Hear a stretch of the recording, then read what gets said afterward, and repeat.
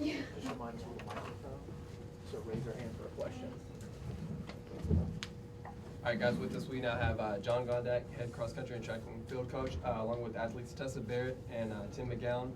If you have a question following his opening statement, just raise your hand. We'll get a microphone to you. Coach, if you could just start those things. Sure. Thank you for having us here today. Excited to get the 2016 cross country season underway. Kind of have the tale of two teams, so to speak, with our program this fall.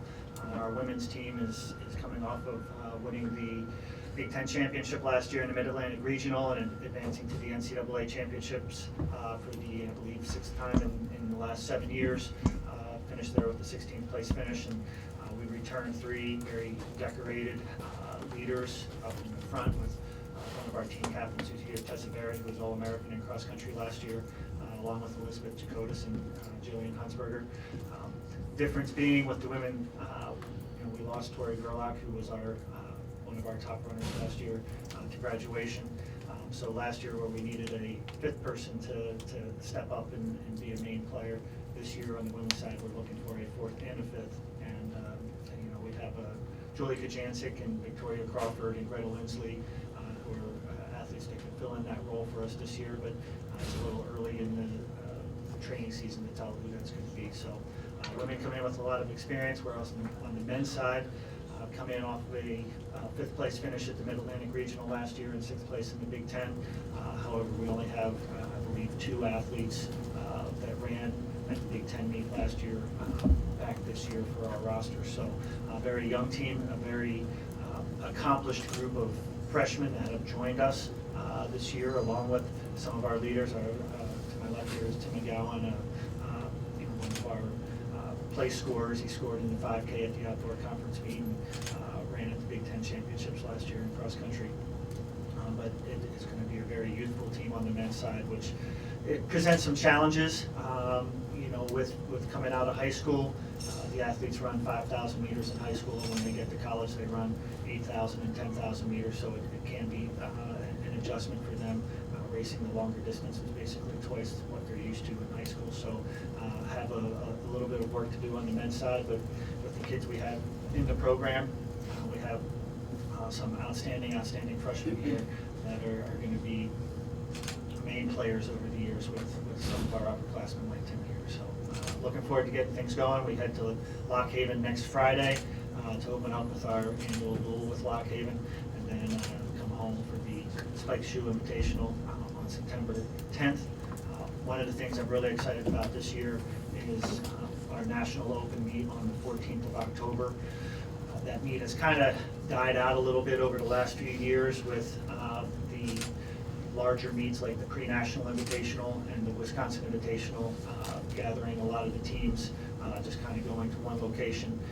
The university, the athletic department, I'm very thankful, has given me some resources to go out and try and grow that meet again. And we've got an outstanding group of teams coming in, including Texas and Ole Miss and Villanova, Virginia Tech, William & Mary.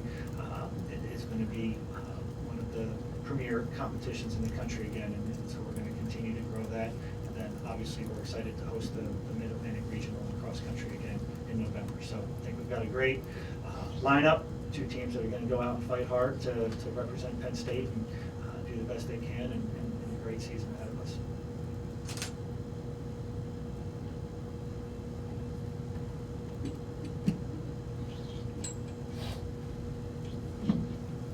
Good morning, John. I guess I'll start with asking about a couple of our local state college athletes. You mentioned Victoria and also Natasha as a freshman this year. So what are your expectations, or what are your thoughts on that? Victoria, this is her 2nd year of cross country with us, and actually 2nd year of running cross country ever. As you know, she was a soccer player, started her college career playing soccer at Indiana University, and then transferred here to run track. And she had a successful year last year. Cross country again is a sport that takes some time to grow into and get used to.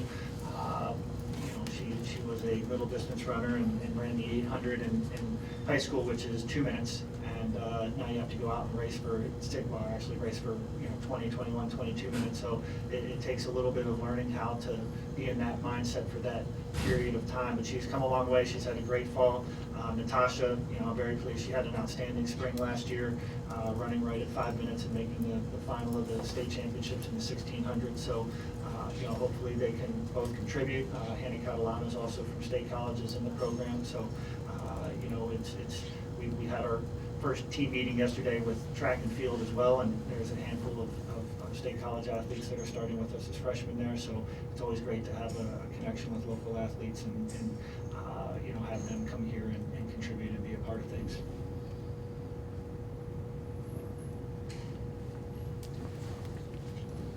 Thomas Leffler, Daily Collegian. You said you were looking for fourth and fifth throughout the year. How does that process come about? Is it a meet-by-meet basis? How long does it take for you to find out who would step up into place? Well, really, as it is, you practice every day and you kind of get your idea of where the runners are and how they're going to play out in terms of their racing, and then you just try to foster them believing in themselves and having confidence, so when they race, they can get out there and believe that they can accomplish what we talk about accomplishing in terms of team goals. So it comes from just trying to put the right people together in practice in terms of pushing each other and maximizing their efforts there, and then gaining their confidence, so when they step on the race course and they're going out and battling for 22 minutes for the women's side and 25, 26 minutes for the men's side, that they believe in what they're doing.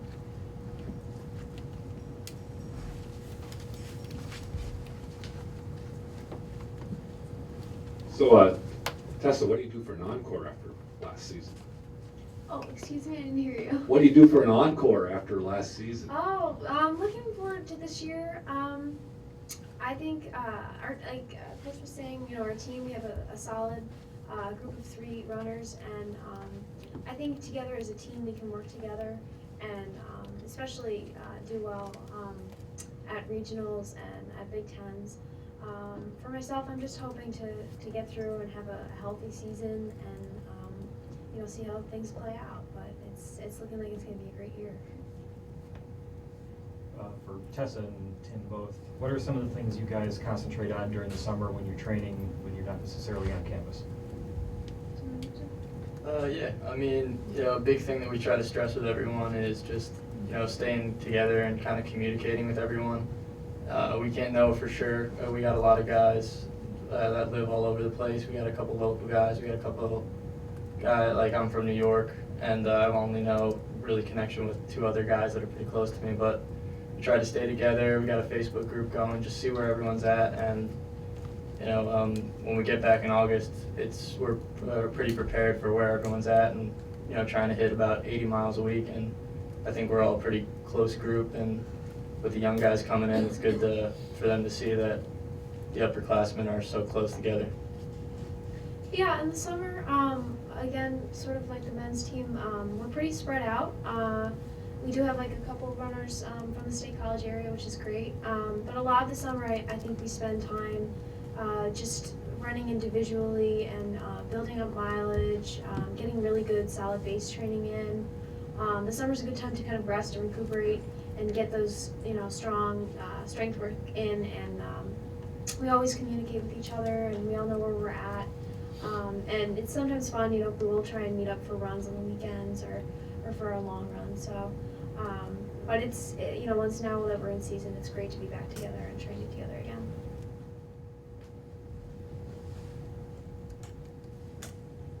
Any other questions?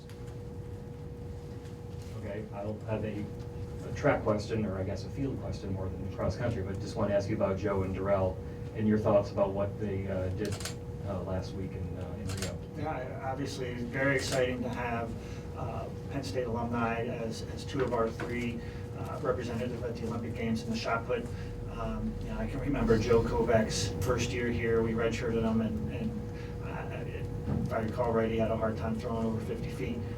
But he really, got himself together, had a great career here that culminated with 4 years ago finishing 4th at the Olympic trials. That dreaded 4th, but for Joe it was a huge PR, and he was very excited about that day, and led him to have the ability to be a sponsored athlete by Nike. And he's really grown under Coach Venegas's tutelage out in California. And you know, it was really exciting to see his success over the last 2 to 3 years at the world stage, and to win a silver medal was outstanding. Jarrell again had an outstanding career here for us, and finished in a tie basically for the national championships his senior year, and you know, he went out with Joe. It was really neat to see Joe Kovacs kind of invite Jarrell and take him under his wings out in California under Coach Venegas, and have them work together and both experience qualifying for an Olympic trial, or qualifying for an Olympic team that day out in Eugene when they both made it. It was, you know, I got chills down my spine just seeing their excitement and all the years of hard work that they put in pay off. I know Darrell probably wasn't as pleased with how his Rio experience went, but first time on a big stage is you know, it's a challenge. You know, we tell our team here, your first time at a national championships, or our athletes' first time is always kind of that learning experience, and some people have success, some people struggle, but as long as you take from it and become better the next time you go there, then it's been worthwhile. So really neat to see them, what they've accomplished this year, and hopefully they can continue to have some fun in the Diamond League the rest of the way. Thanks, Coach. Thank you very much.